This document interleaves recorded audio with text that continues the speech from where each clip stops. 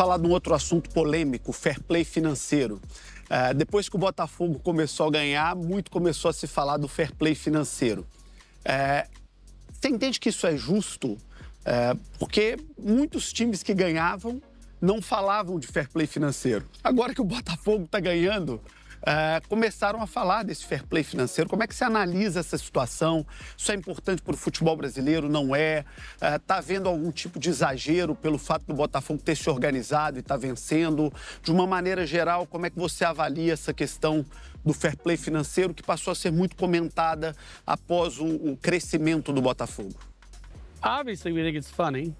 I mean, we're enjoying the conversation. I'm not too worried about it because if you're going to talk about financial fair play, you should really talk about it accurately.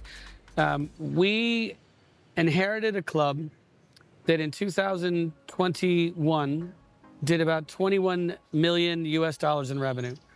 We bought it in March of 2022. That year, we did about 30 million US in revenue. In 2024, because we're in December, the year's almost up, we're going to do about 100 million US dollars in revenue. So we've increased revenue by 5 times, which means that our salary level is about 45% of our revenue. Now, in Europe, financial fair play, they want you to spend 75% or less of your revenue. Well, at 45%, we're well below the thresholds of affordability. So they can't talk about financial fair play with us. In terms of buying these players, the reason they're saying this is because we're setting records for nobody's ever paid as much as somebody did for Thiago Almada or Luis Enrique.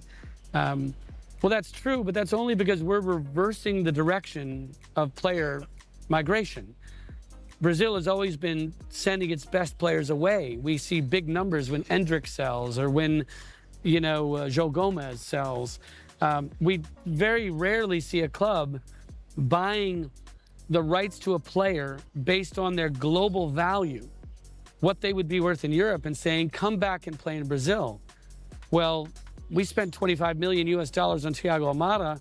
That's not even a large amount by European standards. We spent 20 million, a bit less on Luis Enrique.